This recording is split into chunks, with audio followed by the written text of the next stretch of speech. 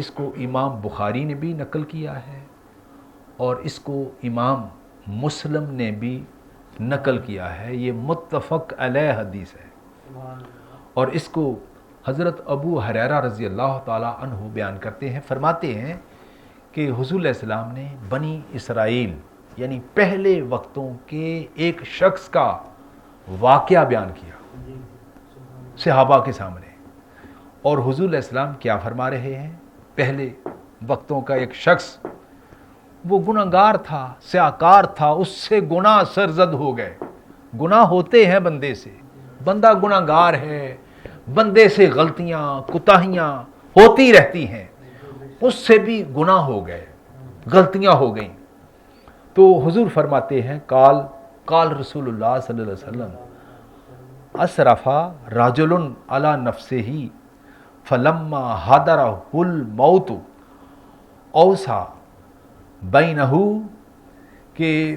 اس نے اپنی جان پر بڑا ظلم کیا، گناہ کر بیٹھا، اور اس کی موت کا وقت قریب آ گیا اور وہ اللہ سے ڈر گیا، وہ اللہ سے ڈر گیا اور اپنے بیٹوں کو وصیت کرنے لگا۔ اوصى بینہ، کہ اپنے بیٹوں کو بلا کر ان کو وصیت کرنے لگا، کہنے لگا کہ اذا مات فحرقوہ، جب میں مر جاؤں تو ثم اذروا نصفہ فی البر و نصفہ فی البحر، کہنے لگا کہ میرے جسم کو جلا کر راکھ کر دینا، کیونکہ میں نے بڑے گناہ کیے ہیں، میرے جسم کو راکھ کر دینا، جلا کر، اور پھر اس کے 2 حصے کر دینا، اور ایک حصہ میدان میں ہوا میں اڑا دینا، یعنی اس کی خاک کو، میرے جسم کی خاک کے، یعنی جسم جب جل جاتا ہے تو کہنے لگے کہ اس کو خاک بنا دینا، خاک بنا کر میدان میں اس کو ہوا میں اڑا دینا، اور ایک حصے کو کہنے لگے کہ وَنِصْفَهُ فِي الْبَحْرِ، اور ایک حصے کو دریا میں بہا دینا، 2 کام کرنا۔ اور کہنے لگا فَوَاللَّهِ لَئِن قَدَرَ اللَّهُ عَلَيْهِ لَيُعَذِّبَنَّهُ أَحَدًا مِنَ الْعَالَمِينَ، وہ کہنے لگا اللہ کی عزت کی قسم، اگر خدا نے مجھے پکڑ لیا، ڈر گیا نا اللہ سے، گناہ جو کیے تھے تو گناہ کے باعث ڈر گیا اللہ سے، کہنے لگا کہ اگر اللہ نے مجھے پکڑ لیا، قسم کھا کر کہتا ہے، تو مجھے ایسا عذاب دے گا جو کہنے لگا کہ جو دنیا جہان دیکھے گی۔ اس خیال سے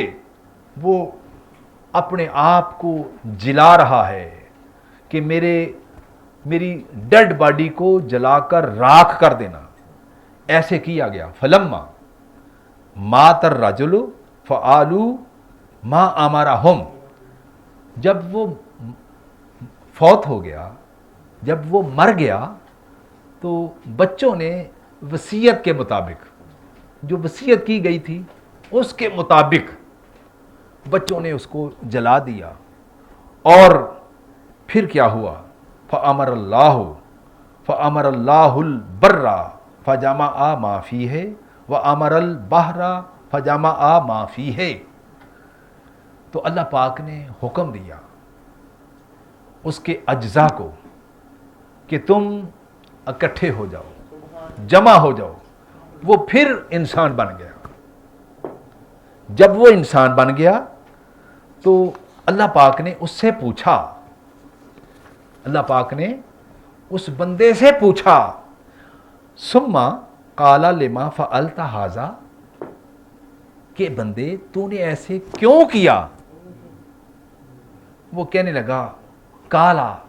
من خشیتک یا رب وانت عالم، اے رب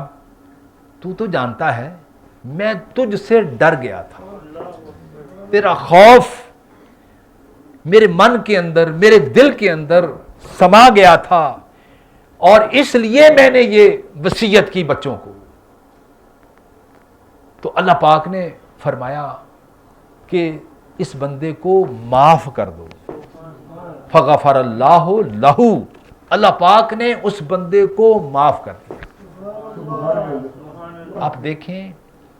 کہ خوف خدا جس دل کے اندر پیدا ہو جاتا ہے، اللہ پاک اس کے پہاڑوں جتنے بھی گناہ ہوں، سمندر کی جھاگ جتنے بھی گناہ کیوں نہ ہوں، اور ریت کے ذروں کے برابر بھی کیوں نہ بندے کے گناہ ہوں، گناہ کتنے بھی ہو جائیں وہ سارے کے سارے معاف ہو جاتے ہیں، کیونکہ بندہ اللہ کی طرف رجوع کرتا ہے اور اس سے ڈر جاتا ہے. اور ایک اور